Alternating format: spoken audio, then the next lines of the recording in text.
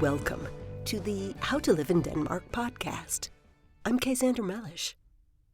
It's summertime, the top tourist season in Copenhagen, and the streets and the bike lanes and the harbor boats are full of people from around the world.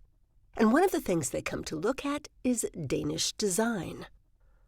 I've created a new audio tour of Danish design in Copenhagen via voice map.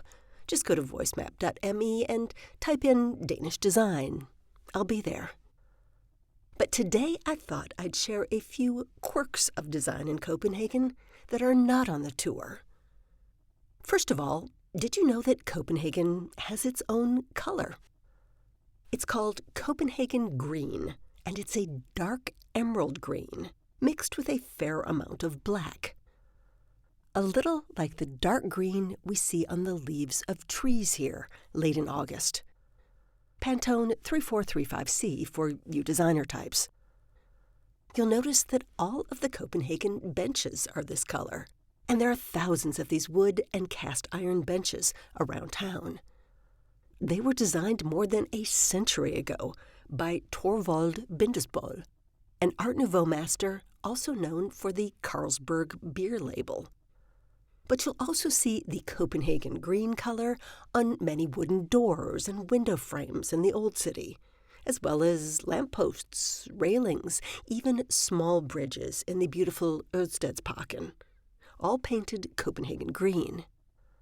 This was a conscious decision by city leaders in the early 1900s. They felt the combination of green and black blended well with both natural and urban settings, and that using it widely would create a sense of harmony. Plus, almost everybody likes green. These days, of course, Copenhagen is very proud of its environmentally friendly profile, a different type of green. And one aspect of that is that the water in the city harbor is very clean. It's safe to swim in. At least it's safe to swim in the 8 harbor zones set aside for swimming. Some people believe that the clean water means they can swim anywhere in Copenhagen Harbor, but they don't always stop to think about boats. There are a lot of boats in the harbor with big metal propellers, and they are often driven by amateurs who have just rented a boat for the day. If a swimmer meets a propeller, the propeller wins. So enjoy swimming in the harbor, but do it within the specified swim zones.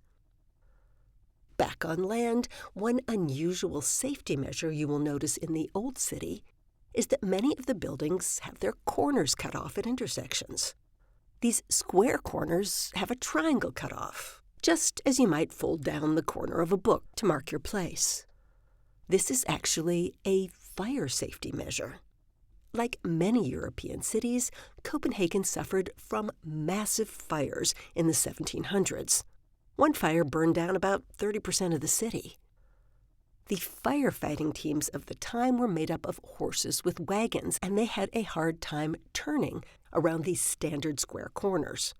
So after the big fires, new buildings were required to have cut-off corners that were easier to maneuver around. These buildings are no longer new, of course. They're centuries old by this point, but you'll see plenty of them in the Old City, including on the shopping street. They're about 4 or 5 stories tall. Many contemporary buildings in Copenhagen, at least the skyscrapers, have no corners at all. They're cylinders, round, or are mostly made up of curves. You can see one of these across from Tivoli.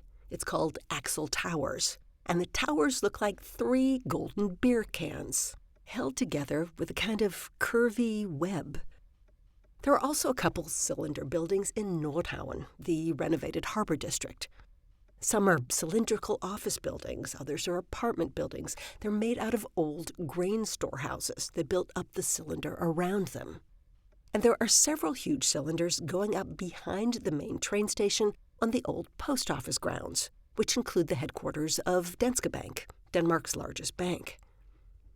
Danish design loves curves. You will see that in the benches with their curvy cast-iron armrests. And you can see it in classic Danish design furniture, like Arne Jacobsen's egg chair. You can see it in master silversmith Jorg Jensen's silver pitchers and fruit bowls. They are simple and elegant, but with a curved, organic feel. And you'll see this curved feeling a lot in the architecture in Copenhagen. You will see it on the bicycle bridges over the harbor, for example, which have a very curved, streamlined feel. So do many of the bike highways through the city. They're not straight, they're curved. And much of the Copenhagen city metro runs in a ring formation. Now, the metro is gorgeous, new, clean, unified in tones of silver and gray with just a touch of red, and they're constantly opening new stations. They just opened 3 new ones a couple of months ago. Generally, Copenhagen is a beautiful, clean, and well-organized city. There's a real sense of urban harmony. But the exception proves the rule. There is one place in this beautiful, clean, well-organized city that is ugly, dirty, and very badly organized, and I'm telling you about it because you'll probably have to go there. You'll have a difficult time avoiding it. It's called Nørreport, or North Door. It used to be a door in the old Copenhagen city wall. Now it's a transit point where 6 different types of transport meet up. The metro, the S-train, the train over the bridge to Sweden, the regional trains to other parts of Denmark, city buses, and taxis. They all meet up here, so you are very likely to go through Nørreport during your time in Copenhagen. And it's hideous. It's dark, filthy, smelly, and usually packed full of people you'd rather not meet, including pickpockets. There's ugly graffiti and water dripping down the walls. It's like the worst of the New York City subway. The amazing thing is that Nørreport was totally renovated 10 years ago and looked nice for about 15 minutes, and then went right back to looking ugly again. One of the ironies of this is that Danes are very competitive with the Swedes, and they would probably say that Danish design, including Danish urban design, is much better than the Swedish version. Yet, on this train line to and from Sweden, the Swedish stations are gorgeous works of civil engineering. Get on a triangle on the Swedish side and it's lovely. Malmö station on the Swedish side even has art videos on the platform for you to watch as you wait. Then your train arrives at Nørreport, and it's like descending into the 7th circle of hell. Anyway, Copenhagen is a fabulous city, with just a few charming oddities and quirks. And that's the How to Live in Denmark podcast for this week. You can get my Danish design audio tour of Copenhagen by going to voicemap.me. That's voicemap as one word, .me, and typing in, quote, Danish design, unquote. It's a GPS self-guided tour on your phone, so you can just start it up and then put your phone away while I tell you amusing stories as you walk around. It takes about 2 hours, so it's a nice thing to do on a summer afternoon. And if you're not coming to Copenhagen soon, you can also take it virtually from wherever you are.